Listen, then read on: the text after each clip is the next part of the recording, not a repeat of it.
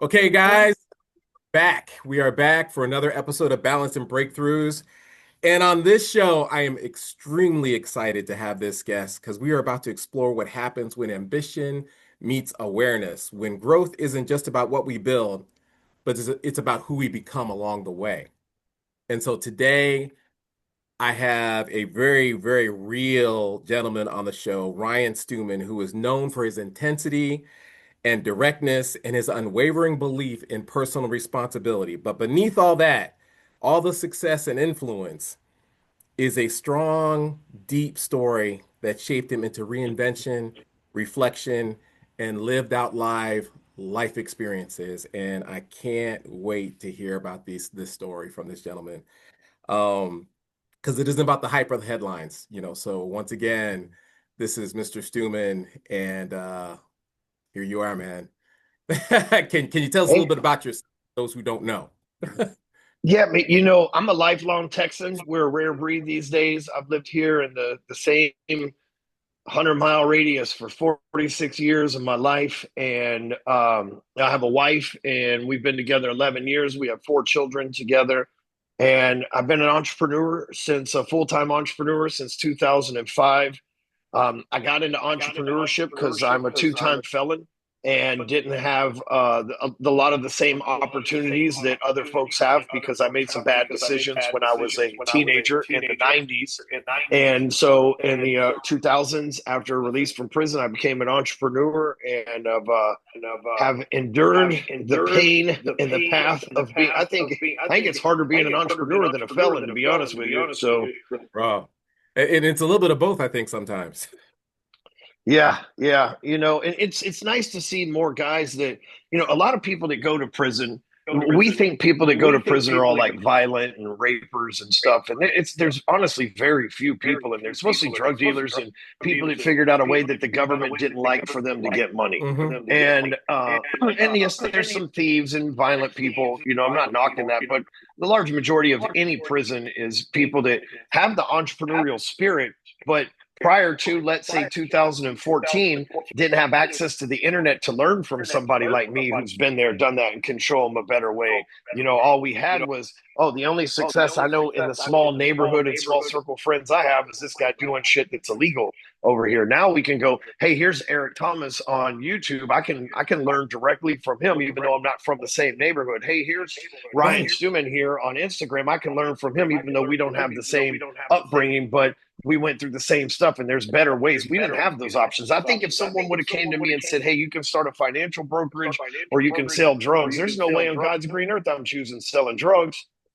But I didn't know the financial brokerage was an option until later on in life. So, anyway, so obviously, that's just a small bit of the bullshit that I've gotten myself into over the years that I've had to overcome. But it's not I don't believe in happily ever after, but we got a hell of a final act going right now. I've got 4 amazing children that are nothing like myself. When I was growing up, I couldn't, but I've got a 14-year-old. By the time I was his age, I was already leaving and running away from home and trying weed and shit. It's nothing like what I was, man. Two totally, which means I broke a generational curse. You know what I mean? Yeah. Like, I've got a 13-year-old son. Me and him go to the gym 5 days a week together. We're working out together. If I'm putting my family that I come from didn't really do that. So, now I'm breaking another generational curse and changing, the way that he'll carry down things to him. So, yeah, I win pretty good in business, man, but I really think the biggest reflection of a man is what his home looks like. Yeah. Oh, absolutely. Absolutely. There's a lot of people who are publicly powerful and privately, pitiful. And We and just and saw I Rob see that. Reiner get killed by his own son. You know what I mean? That's Yeah. that's the result of, like, the guy or agree with him or whatever. That's the result of bad parenting. There's no hmm other there's no other way to say it. I'm not trying to speak ill of the dead or anything like that, but that's a right now in our face example of what can go wrong. Yeah. What's going on in the home? I mean, seriously, because when I look at my grandkids and everything, they don't know me from the way I used to be. And how does that feel for you when they see you now as opposed to who you were back then? I mean, is it surreal for you? Well, I was smart enough not to have kids till I was well out of trouble. I Right, got, right, right. and so, but I remember when maybe my oldest son was like 3 or 4, we're sitting at the dining room table and I'm showing one of my buddies that's over this video I made. And my son looks at me and goes, Daddy, you were in prison? I was like, oh man, I don't have to explain this shit to him.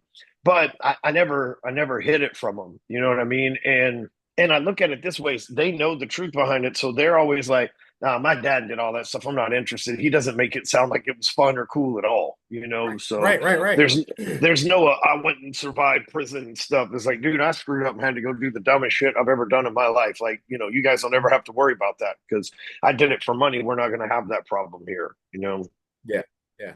I think parenting is probably the greatest job ever, and especially a lot of the pressures I see with families today on just raising your kids not to be, a serial killer or a bum. It's Yeah. Or a fucking peer school pressure out shooter there. or whatever. Yeah, yeah. And I was working with a family not too long ago, and it's happening to everybody, and that's kind of what I talk to a lot of people about. It's not just the burnouts or whatnot. I've got athletes that are struggling. I've got kids who get straight A's that are struggling with drugs, and when they say it's everywhere in the school systems, it is. And sometimes parents, I have to bring them to give them a reality check. I said, your kids are going through some serious, legit pressure, that we didn't have, you know. Yeah.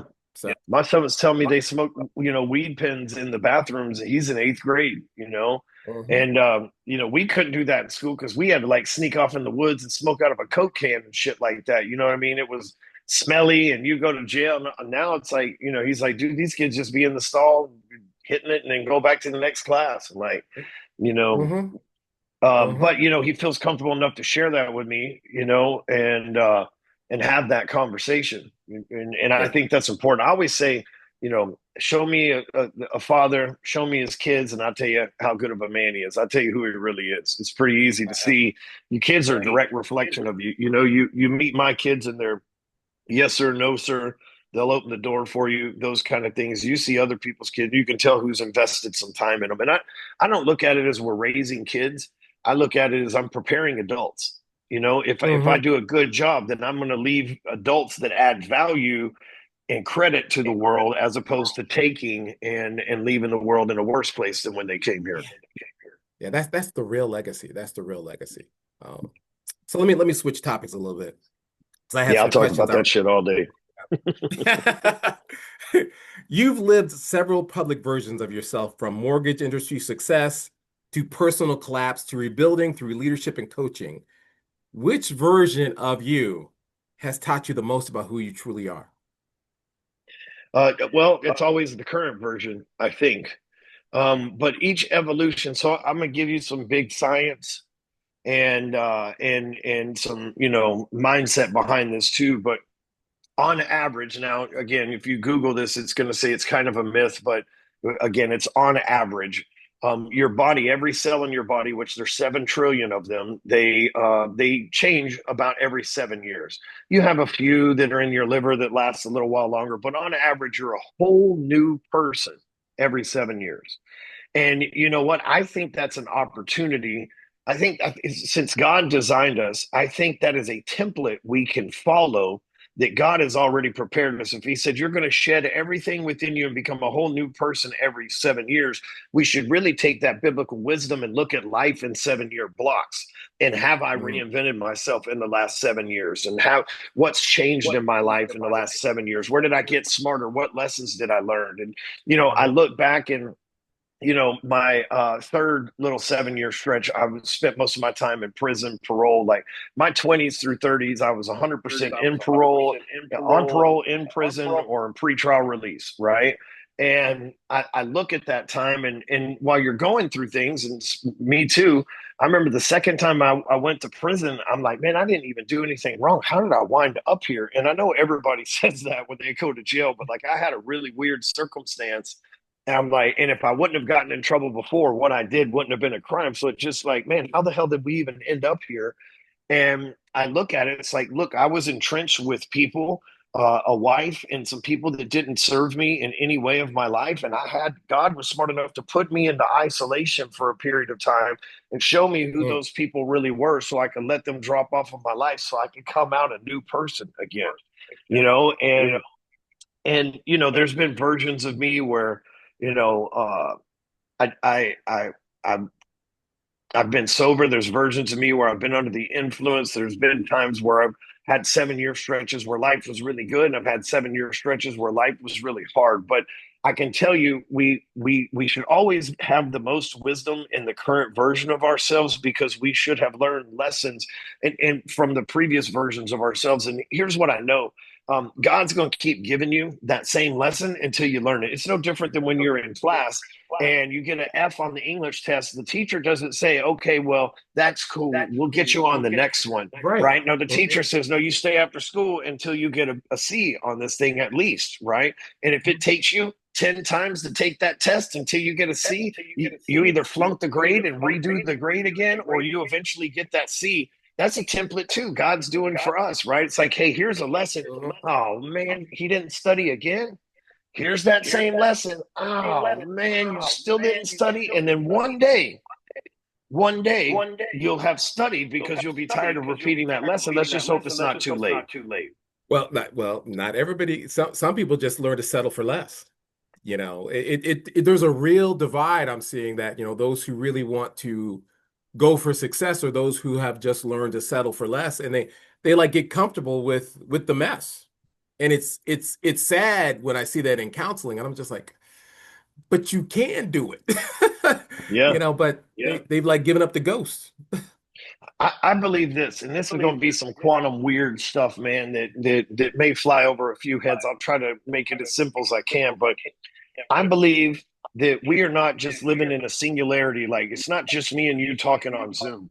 Right now, there's every possible outcome of anything that we could possibly, you or I, do any combination of anything that's happening all at the same time. Okay. Mhm. Our eyes are small enough and wired enough to where we can't see everything. We can only see the boundaries in front of us. However, this is what they don't tell us.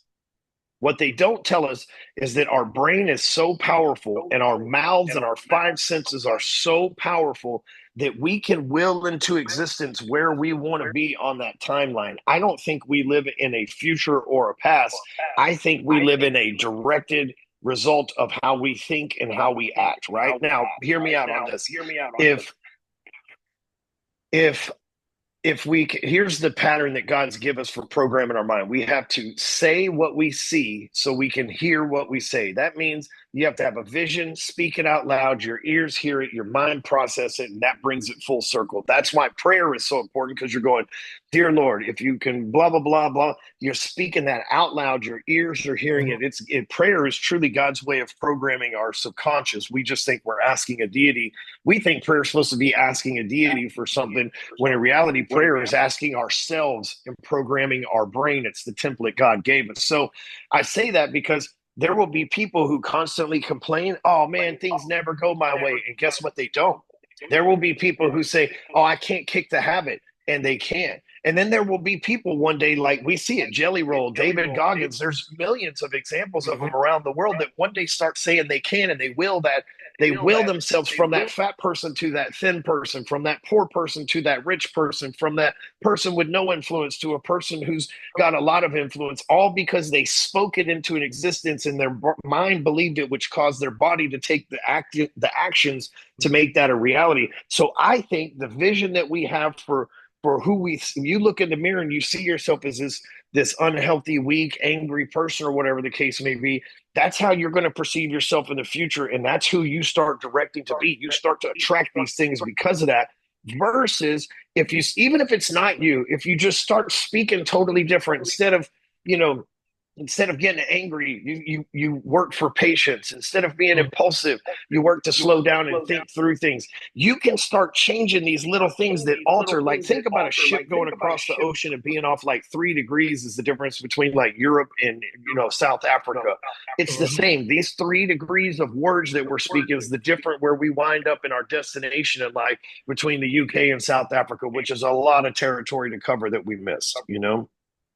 And it's funny because it's really getting in alignment with your dreams, and it's not just the words we say verbally, but it's all the words we say internally in our mind. Because I got a lot of people who have the lip service, but I'm looking at your fruit, and then I'm questioning what you're believing on the inside because it's not lining up.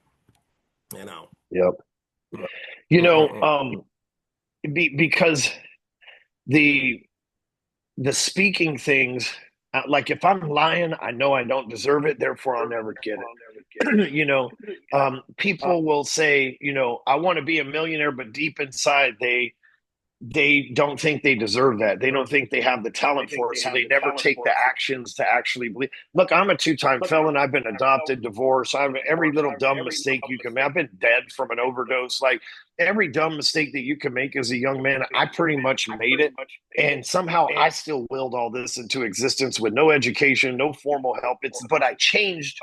If I'm going to change who I'm going to be in 7 years, because it didn't happen overnight, right? Then what books did I need to read? What videos did I need to watch? And here's the thing that so many people miss out on is when you and I, you look like you're similar to my age, somewhere around the area. So you and I were growing up, we only knew the people in our neighborhood. So if people say Mhm. you need to hang out with five successful people to be the sixth one, you're like, I don't know any. I live in a moderate neighborhood. I don't know anybody super successful, right? But now you can go on YouTube. The most successful people on the planet are on there. You can go on, so you can follow your aunt and uncle that are drunks and are fighting each other and shit like that, or you can follow a Tony Robbins, or you can follow a Jamie Dimon, or you can follow whoever it is that you want to learn from, the successful people, even if it's a musician or a sports person that's super successful. If you get to surround yourself with those people now in a digital world, which we never had access to in the physical world because of our limited surroundings. And so, Mhm. like, even if you're just trying to change who you are, what happened? You think, man, I don't have six homies that want to change who they are either. You do online somewhere.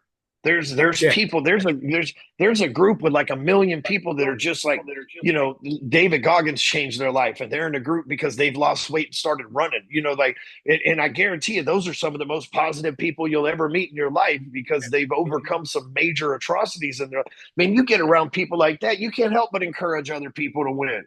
When your buddy's scamming and getting ahead, you don't really feel like encouraging him as a winner, man. You'll go spend money with him or whatever. But when you get around somebody that's lost 200 pounds and just ran the, so Right. you can't Right. help but clap for somebody like that, man. They earned it. There's Mhm. no cheat in that. And so, being able to surround ourselves with positive people, which we may not have had that opportunity to, just 10, 15 years ago, can really help change who you are over the next 7 years. Yeah, it's incredible how much incredible free content is on the web. And I remember watching one of your videos where you were given some, well, you always give great knowledge. But I think you had answered a question where somebody was worried about you creating competition for yourself. And you had said 90% of the people won't even do what I'm telling. And I was like, oh, They, yeah, it 21 hit me years about, into this, man, like, and nobody's ever beat me in my own game. And that not only will 90% of people not do it, there's a part of the recipe with anything that's you're the main ingredient of the recipe, right? Like if I mhm. try to be like you, William, I can't be like you can't be like me. We can pretend for a little while and maybe pull it off, but I can't be like you in front of your mom. You can't be like me in front of my wife. Like they know the difference, you know what I mean? And so I think so many people miss that. I also think, like, when I got into the lending industry in the B2B world, I've been doing this for 2 years now. I've been in lending for 21 years, but I've been in the business to business private money lending for 2 years now. I looked up, I Mhm. saw these influencers raising money for projects, and I've never raised money for shit. And I thought, well, you know what? As an insult to them, I'll just start loaning money. They're always asking people for it. I'll be the one giving it out. And so, or not giving it out, loaning it out. But so when I got into this world, man, everybody kept everything a secret, and everybody that I came across didn't want to share stuff, and there was no organization. It's the wild, wild west, and I was like, I'm gonna have to change this whole deal. That's what I do. I'm like, man, it doesn't do us any good to be fighting, man. There's 27 million businesses that need money in America, and there's like 300,000 of us. There's plenty to go around, right? We couldn't Right. handle it all if it came in today. And so I start slowly changing these other people's minds. Hey, let's do business together. How about I send you some deals that I can't do? Send me deals that you can't do. Let's see what we can make happen. What? Nobody does that. But for me, I'm an abundant thinker because it's so much better for if you come to me and I can't do a loan for you, William, because it doesn't fit my guidelines, but there's another dude in the industry that I know that can do it, then you're still my client. It's my fiduciary duty to make sure that you get what you want. And if I try to be stingy and think, nah, this is my competition, I'm not going to pass him off, I'm not doing you a service at all.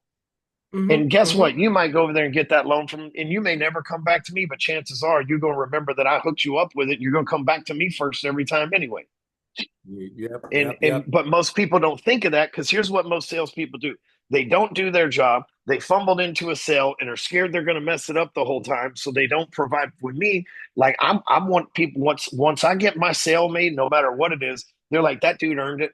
You know what I mean? I feel he did his job. He earned it. He's going to deliver exactly what he says. That's all that matters. And then I got no problem asking for referrals or repeat business or whatever the case because you know I'm gonna do my job every time. So when did you transition from, and maybe you were always like this, but when did you go from competitive to cooperative? Yeah, no, I'm still competitive. Just differently, just on a diff. I think it requires both. I think it requires both, and it's much easier to if you start burning if you're competing against somebody and the competition gets hot, especially in a big industry like I'm in, um, they start cheating and finding ways to burn people down instead of finding ways to go and win ethically a lot of times, right? I mean, I'm in finance. It's a rough sport. It's easier to keep people on your team and than it is and it's easier to just, hey, let's trade business and let's all there's so much to go around it. It's much easier to do that than forever. I mean, it hasn't worked the way it's barely functioned the way that has been before we stepped into this, and it's going to take me a few more years to clean it up. But I promise you, I got the attention of the industry already. We're 2 years old, and we're doing more than companies have been in business 15 years, and so it's just a matter of time for they're like, well, clearly he knows what he's doing. It's like, cool, allow me to organize everybody to where we actually have not just the salespeople, but the business owners so that we've actually got some leverage against all these banks and private money places that we're getting money from. We don't just wake up one day and get cut off like they did in the mortgage industry. Hmm. Hmm. So what belief about success did you have to unlearn to get to where you are now? That's a great question. Yeah, yeah, I didn't come up with You that know, myself. when I got out of prison the first time, I was 20 years old and maybe 21, and I took a job in a car wash. And I made this decision that, like, I had went from, and I wasn't a rich drug dealer. I had a job and sold drugs. So, I was just maintaining a habit of smoking weed and then have a little bar money. And then, I wasn't doing anything on a major level. Hmm. And I had a job as an electrician. So I had like a minimum wage job. Actually, at one point, I had three jobs. I worked as an electrician, then after hours at a restaurant, and then sold drugs till about midnight. And so, you know,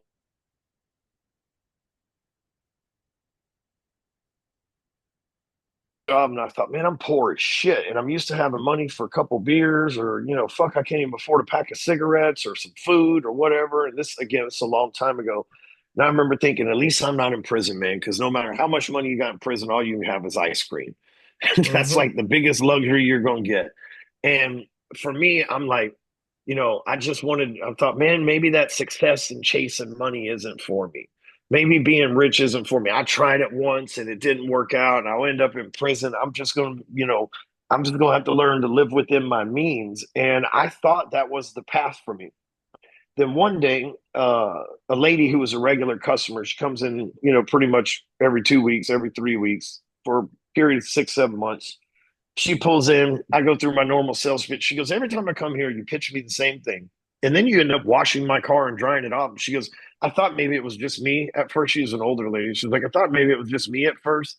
But I noticed you do that for everybody. She's like, you got to be the hardest working person ever. I'm going to give you a job. I'm like, lady, I got a job.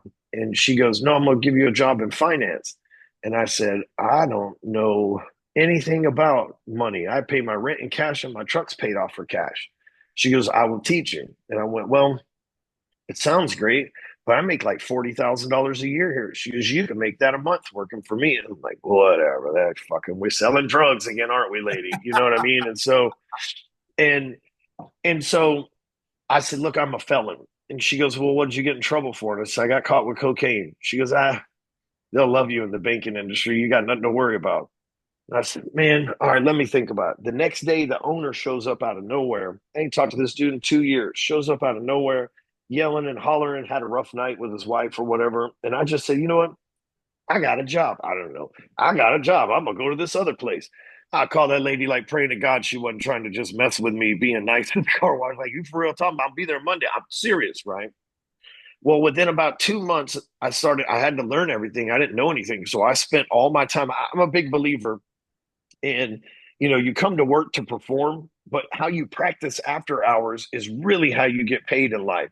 Like so many Mm. people, they try to practice I'm going to go to the job and learn it. No, no, no. You learn on your own time and you perform on the clock. And so that's how I've always operated. And it's what I encourage my employees to do too. After hours, be training. Man, you can sit and watch Netflix or you can sit and read books and get smarter. One of them's going to lead to super wealth. The other's going to lead to a lot of gossip, you know? And so that's what I did, man. I would stay up there 7, 8 at night reading these books and trying to, back then we didn't even have iPhones. So I'm like with the dictionary looking stuff up, dude. But after a couple months, like my first month, I got my friends to do a deal with me. And at the end of it, I did refinance his parents' house. I made like 8 grand. I never made 8 grand in a lick in anything in my life. And I went, what? You for that? I'm used to washing cars in Texas, bro. And this lady just handed me 8 grand in the air conditioner, and I ain't got no dirt on my clothes. And man, I'm like, okay. So 2 days later, the guy from the landscape company that cut the car wash, he goes, I heard you were doing loans. I'm buying a house. I made like 30 grand off of his loan, right? He bought a big ass house. And I don't know what the fuck I was doing, but the lady helped me close it.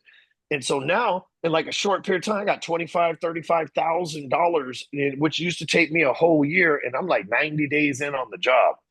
And I'm like, oh, okay, okay. This lady is dead. See, I just accidentally tripped into this money. This lady is dead serious. So from there, that changed my identity.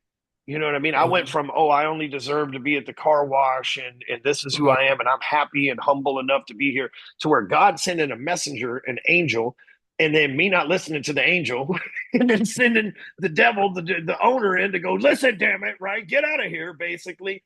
And I go take this job. And the next thing you know, within a year, I made $700,000 working for this company, and almost $800,000 actually, and changed my life, and it changed my identity because I obviously I'm an entrepreneur, so we've had ups and downs over the years, but it's like, hey, I did it once, I can do it again. What's crazy, guys, is I'm making money. I'm the top producer, and the other agents in this company are like, "How are you doing?" It's like, those books, y'all never read them. I thought we had to read them.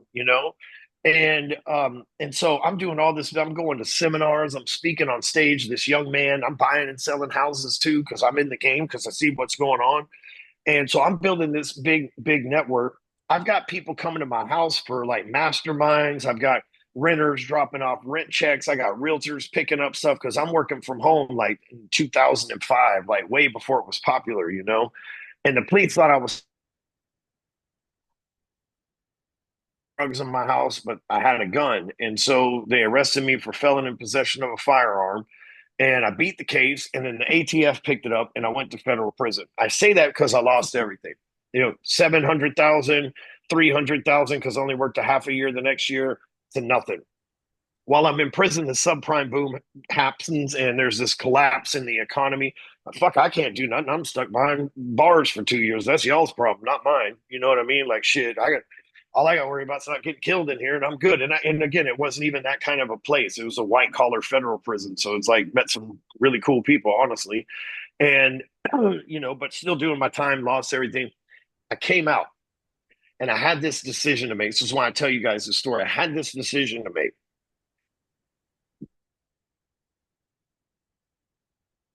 Think twice, and both times I've been in this like interruption of what's going on. I'm gonna chase the money again. I think I've done it once. Hmm.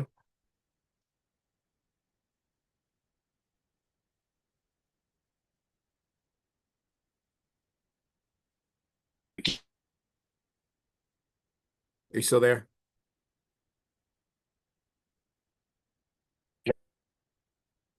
You froze Oh up for a shit. second. Oh, there you are. Okay, we back now. Okay, cool. So the government steps in again and says you can't have a state license. You have to have a federal license. And since you're on federal parole, you cannot have a license. So I'm like, okay, that's three times I've been in the money, and the government's interfered every time. You know what I'm saying? Like every time the literally the government's interfering with what I'm doing. So that's what led me to, start this social media. I was getting leads from social media for the mortgage business. But I say that because people expect to, like, get on a stride in life and then just like ride forever. And Hmm. it's never going to end. And in reality, you don't know what's coming. Even you can do things right, and the government steps in and changes the rules or the tax code or whatever the case may be. You can, you know. But here's the thing: I knew that if I did it once, I could do it again. Then when I did it again, I did it the third time. By the fourth time, it was no longer hundreds of thousands; it was millions. And you know what? It took me four times to get it, and it's still not perfect, but it's taken me four times to get it right. Losing everything four fucking times to get it right, and in order to get to where I'm at today, and so so many people expect, like, the first lick to be the thing. Where, man, if you talk to anybody that's 45 to 65 years old that's got a little money, they're going to tell you, "Oh man, I lost my ass six times before I finally hit the big one." And but most people give up after time number one, not knowing, because nobody tells us, "Hey, on number six, that's going to be the big one." You just Hmm. hoping that one day it lands on green, and that was what you bet on. You know what I mean? But so most people, they quit after that first headache. For me, when it changed my identity the first time, I was like, I don't want to go back to that old identity. I gotta speak differently and think differently to go down this road. And I'm happy to say, man, I've not had any issues with the government since 2010, other than them changing the license. So not even a speeding ticket or anything. So I'm hoping one day we can figure out a path to redemption to where I can get all my rights and stuff restored. I feel like after 25 years it's been since I've been in trouble, or 20 years since I've been in trouble, I feel like there's got to be There's got to something be. in there that's like, okay, this dude, I mean, I own 19 Lamborghinis and McLarens, and I never got a speeding ticket. I need a medal for that alone. You know what I mean? All right. That's funny. That's funny. um, Watching you and listening to your story, you've gone through a lot of criticism and haters and all that jazz, man. And not only has it taught you resilience, but what I want to know is what has that taught you that the compliments and the applause never could? So, um, man, I'm just coming off of a really rough time, to be honest with you. It's been about a good 4 month run, but the last year and a half have been, there was a point where I was like, man, you know what? Jail's not such a bad option to what I'm going through over here. And this is in recent times. In December of 23, I discovered, December of 23, I discovered that two of my executives had been secretly sleeping together, and I had to fire them. I liked both of them, but I can't trust you to hide things like that behind my back. And I can't trust you with finances and the board and stuff. Well, um, those people had worked for me for a long time. And, when you're a person that I'm trying to be an example for people, when you're a person that's trying to be an example, people look for a reason to tear you down. Hmm. So if somebody works for you, goes, well, he ain't who you think he is, or whatever the case may be, then oh, I knew it. People never say, nah, I don't believe you. He fired you. They go, I knew it. Tell me the dirt, right? That's just it's human nature. Can't wait for that. And so I dealt with a lot of that, and a lot of lies and a lot of deceit. And then I hired another person to come in, and they did a lot of shady stuff, promising things, and cost me a bunch of money. Like, we're talking $500,000 or so. Hmm. And so I'm like on two back to back, like, people that I let into my life, that I poured into, that just made some bad decisions. But it's business. I can't have that in my business. So because of that, a lot of people on the outside like, look, it's falling apart. He's firing people, but people like to gossip and stuff, man. And there was times, man, where I'm like, if I didn't have this wife and kids, man, I would have went off in the woods, man. Like I ain't got to deal with none of this shit. You know what I mean? But I do have a wife and 4 kids, and I'm a responsible person, so I've fucking had to endure all the criticism, rumors, lies, and it was people that I changed their life, bro. People that became millionaires because of the connections I gave them. People Hmm. that I put on my stages and became famous because of the way that I put them up. And I mean, we're talking 20, 30 people just like turn their back on me and believe in gossip and stuff. It really broke my heart. But what happened was a lesson, much like going to prison. I needed my heart and emotions to be destroyed to that level to realize like they're just humans. They feed into gossip no different than I feed into an Instagram reel. And you know Hmm. what? I know who I am. See, that's what I had to learn through all that. And now that I'm on the other side of him, like I got through it all. I'm still here and we're still real. Now, but previous to this was like I needed that Ferrari or that McLaren or whatever the case may be, and that Rolex to like look at me. I did these things, and I need you to know I did these things because I had this high level of insecurity because my whole life I've been to prison and been, people spread rumors about me and shit like that. I Right. remember I went to prison the second time. They're like, I knew he was doing financial fraud. Like, bitch, I didn't do that. I had a fucking gun. You know what I mean? You're supposed to be my Right. best friend. How the fuck you telling people I was stealing people's money? What the fuck? So, but I've dealt with that my whole life. But it was so much in a short period of time that it went like, oh, you know what, dude? They've called me this name so many times. I don't care anymore. Like, you know what I mean? Like, okay, so they're all saying, "Oh, you know what? I've already heard that story. Doesn't bother." So then I got to a place where it was like, you know what? I know who I am. I know how my wife and I am. I know how my kids and I are. I know how I am with the people that I love that are around me. I know how I am with my employees. I've never fired a good employee. Those people that I had to terminate, that people believe you don't lose a job if you're a stellar employee. You Right. don't get terminated from a job for doing your job right, making the Hmm. company profitable, and always doing the correct. That's not how you lose a job ever, Right. ever, Right. ever, ever. Right. Hmm. And so I start thinking, I'm like, wow, and they're dumb enough to. So here's what I learned. I'll tell you all that story because this was the big takeaway for me. I'm a humble enough person to where I always looked at everybody as my equal. If you tell me you're making $10 million a year, I figured, fuck, why would you lie to me? I wouldn't lie to you about it. And I Hmm. learned that that's just not true. And what I really started paying attention to now the last couple of years that we've been in finance is like, man, for years, and this is going to be big for the folks that get this. For years, I was comparing myself against people's lives. I'm way better than I ever thought I was. Like I look at people's finances all day, every day. Holy shit! For years, I'm like, but it reminds me of the story when I was making like 300-400 grand a year. I drove a paid off truck and I lived in a house that I rented for like $1,200 a month. But I had hundreds of thousands of dollars in my bank account, right? But my house was like undecorated, totally bathroom pad. Well, I had this homie that made 80 grand a year, and he had a Rolex and a Corvette and a $300,000 house and a sound studio. And I'm like, man, how the hell can he afford that lifestyle when I can't? Well, turns out he put everything on credit cards. Everything I had was paid for cash. So we live in two different lifestyles. You know what I mean? Hmm. And I look at that now. It's like, you know, the time I was thinking these people were my equal, and I'm saying, in business and in ethics and integrity and stuff. And I realized that, man, you get to a certain time where there's not very many equals of yours in the gym. There's not very many equals of yours with their ethics and core values. There's not many equals of yours financially. You get to a point where you've outworked the people that are equal, and you have to start seeing yourself not as better than them, but as more experienced and wise. And that was the big lesson for me. It's like, oh, they just don't know. They're with that small talk because they don't know. Because what I did notice was the guys that ran big companies and stuff like that. They're like, shit, I've been burned like this 3 times, bro. Like it's just the guys that run real companies. They knew. They're Hmm. like, I have a guy that's a client of mine up in Minnesota. He's had the same woman for 6 months that he fired her husband. He didn't even fire her. The same one for 6 months to go to the news and all sorts of stuff on him. And he's like, dude, it's just part of being a business owner. And he's like, I'm just a construction guy that fired a construction dude. Now I got to deal with this guy's wife, who's a city councilwoman, I guess, and won't shut the fuck up about my business. But, that stuff used to drive me crazy. And now I'm like, you know what?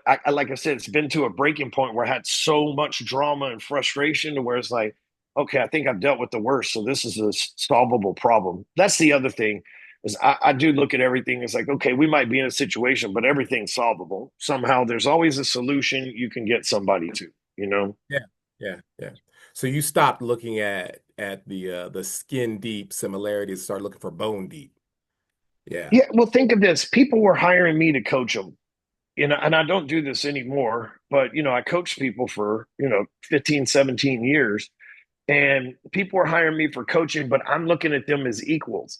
And so Hmm. that's like bad in the relationship anyway, because they're looking up at me and I'm looking level at them. I shouldn't necessarily have looked down, but I should have treated them more like I treat my kids, like they don't know and let me Right. teach them versus how could you do that?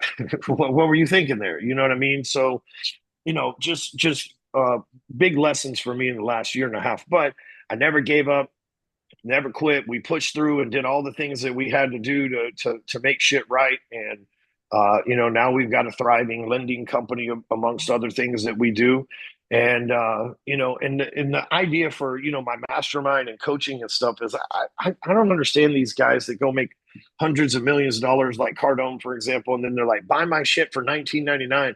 I want to give my stuff away, man. I just want to help people, and I want to build a business with like closer capital. The idea is for it to be so big that it makes Apex accessible for everybody because it'll cover the Hmm. cost of what like I want to be the guy that gives back, not necessarily the guy that keeps asking for more.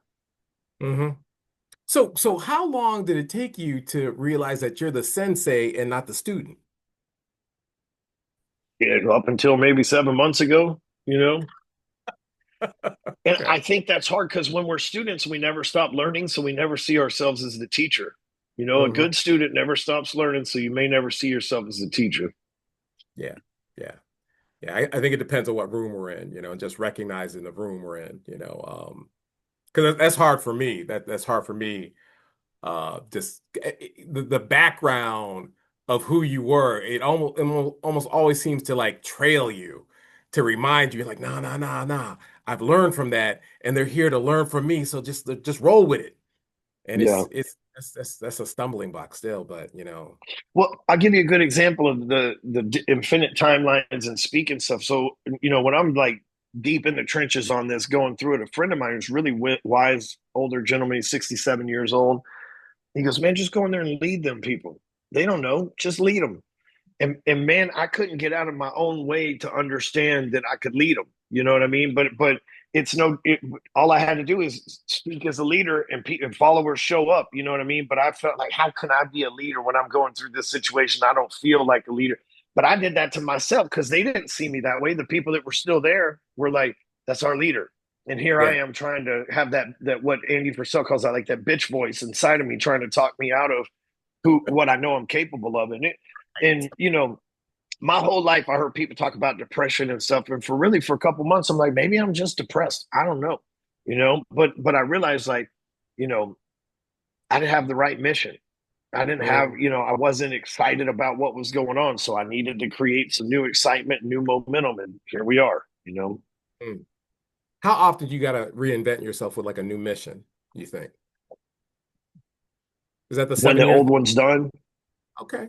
sadly, my old mission that I had, I pretty much that was part of my problem, man. And I don't say this to brag. It's fucking weird saying it, but like everything I ever wanted to do in life, I've done it. Now all I want to do is just make sure I stay married for the rest of my life and raise good kids. But and I need a successful business to pay bills and sustain my lifestyle or whatever. But the rappers I wanted to smoke weed with, I've done that. The people I wanted to speak on stages with, I've done that. I've Mhm. thrown arenas full of people screaming Ryan, motherfucking Stewman, thousand. When you, I'm not a singer, I'm not a performer, I'm not a dancer, I don't play an instrument. When I come out to a crowd of 2,000, 3,000 people screaming my name that paid a nice payment for a ticket to come see me, and then hanging out with celebrities, flying on private jets to exotic places, and all that, still being able to stay married, never cheat on my wife, never get on drugs, never make bad decisions, and still be a respectable human being. I looked at every car I've ever wanted, I drove. I look up at one point and I'm like, well, now what? Seriously. well, now what? I have young men all the time hit me up. They're like, think about buying a Lambo. I'm like, dude, this is like losing your virginity to a supermodel. Like, there's never going to be after that. There's never going to be anything good enough. You know what I mean? And there's going to be times where you got to go have to sleep with a fat one, bro. And it's going to be real hard if you used to sleep with supermodels. You know. All So, right. but I went through this. Like shit. I've done everything. And I don't really like when I was doing those things, man, I was motivated to check these things off my list. And I put things on there I didn't think were possible. And then I did them because you can speak into those timelines. Mm-hmm. And then I'm like, okay, so I'm not motivated because I've done everything I want. I got all this crap going on. But then it made me realize it's like we started really leaning into closer capital about a year ago because I realized with the speaking and it pays well with the 8 masterminds, it pays well, but I will never be able to get out of that. You look at Cardone, he's 68 years old. Tony Robbins is 69 years old. They're still speaking on stage, still traveling, still missing their family. Still, I don't want to be that. I don't want to be that. I don't want to be that person. And in order to do that, I needed to build something to sell, something that I can make my money from and then just become a full-time investor. And that would never happen with the Ryan Stewman speaking. I can't sell myself, you know what I mean, and outsource myself. And so I built this company and that gave me something to believe in. It's like, hey, this is the company I'm building to leave for my kids, to leave the money from it for my kids. This is this guy organized an industry. This is the legacy that I have. While everybody else is out there chasing loans, I'm chasing maybe a plaque in the Hall of Fame for lending, not maybe because of the amount of money I did, but because of the good values that I brought to the industry. So, That's that is my mission now. And in the process, I get to make a lot of business owners wealthy and a lot of my client or employees wealthy through the process. I had a guy that came to work for me at 19 years old, and he went and started his own business this year.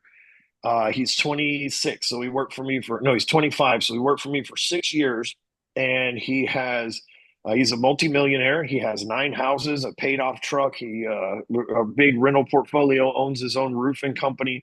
I want to do that for the guys that are working for us now. Hey, 5 years, help me sell this company. I'll help you build the next one. You know, right. Mm. Okay. Okay, man. That was great. So, what's one thing that you'd want to leave with the audience today that you would want to like inspire them to move them out of the gap of thinking about it and doing it? yeah. So it's very simple.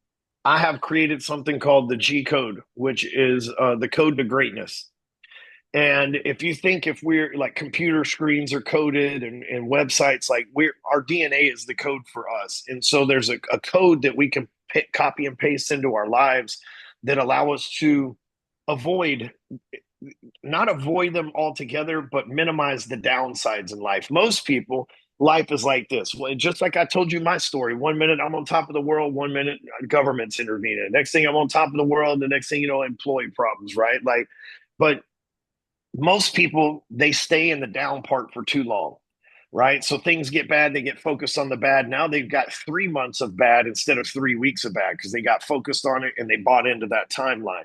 So the G code is basically 5 things that we have to do every single day, and I'll give you an app that you can download on your phone for free. I don't try to sell you anything in there; it's just literally my gift to the world because it's what's helped me.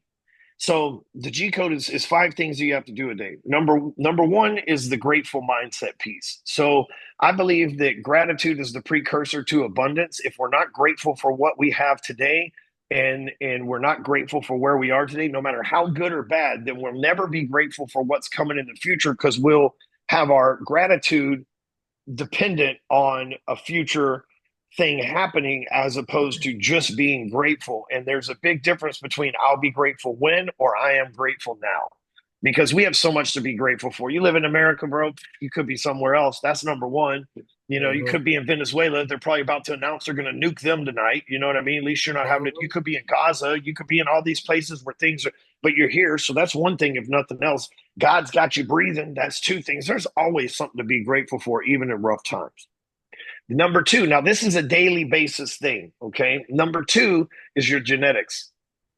You got to move your body. I'm 46 years old, hate going to the gym, still do it. Been going for 21 years, went one day and never stopped going. And don't like it, never liked it. I love the people there. Don't like it while I'm doing it. Feels good after, but genetics consists of two things. Did you exercise and did you stick to a diet?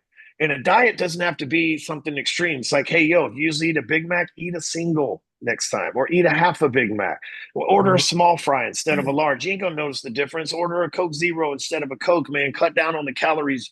It could be something as simple as that. Like, think, if you order a small fry instead of a large, that's 300 calories in difference. If you order Coke Zero instead of regular Coke, that's 200 calories. Just in that move there, if you do that twice a week, this 1,000 calories you don't have to burn. That's like 2 hours on a fucking treadmill that you don't have to do every week, and it doesn't leave you any hungrier.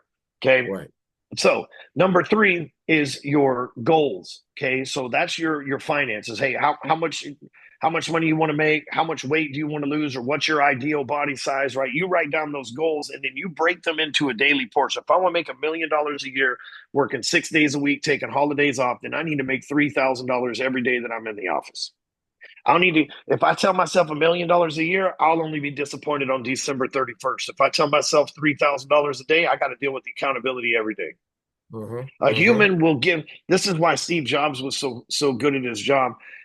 What used to take people 9 months, he'd say you can get done in 3, and they would believe it and speak that into the timeline and make it a reality. Because he knew if he gave them 9 months, it'd take 9 months. He might as well give them 3. They'll figure out how to get it done in 3.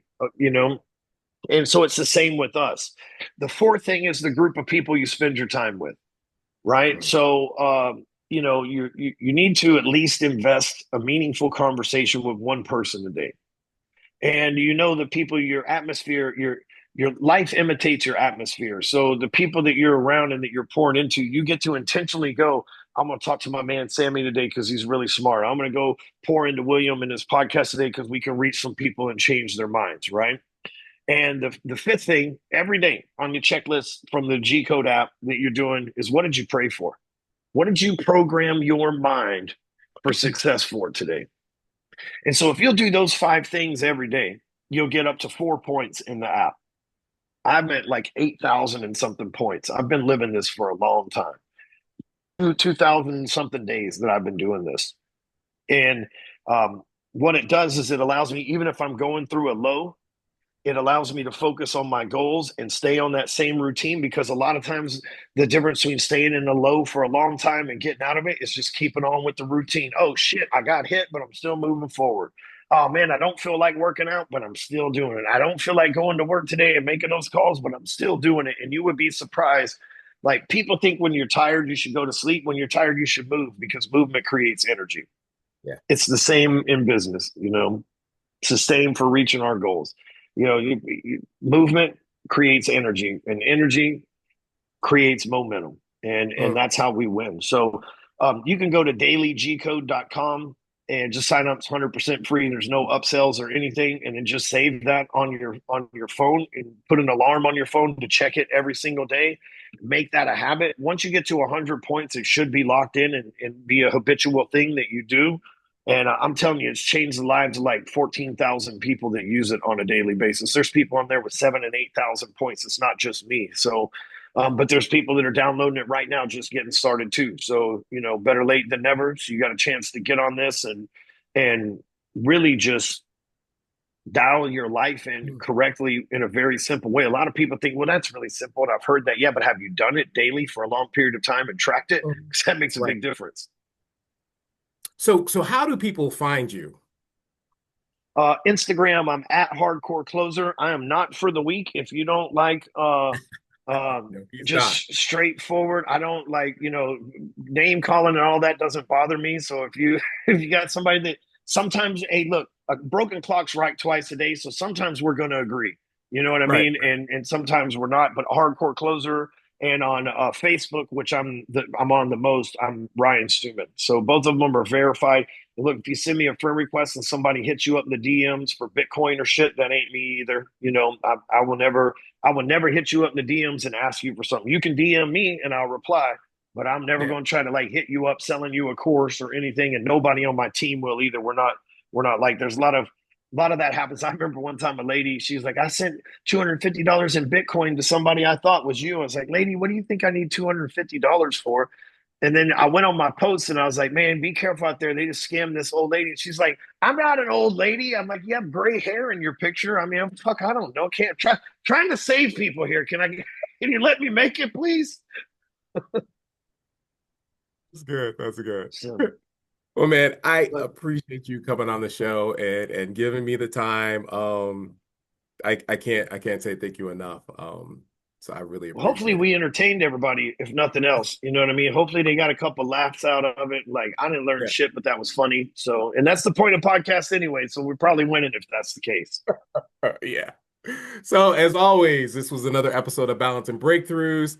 And if you like the show, if you got anything out of the show, please subscribe and share. And we will be back next week. Well, not next week, it's Christmas. So, we'll be back probably in the beginning of the new year. So, I love you guys, and I'll see you guys later. Thank you.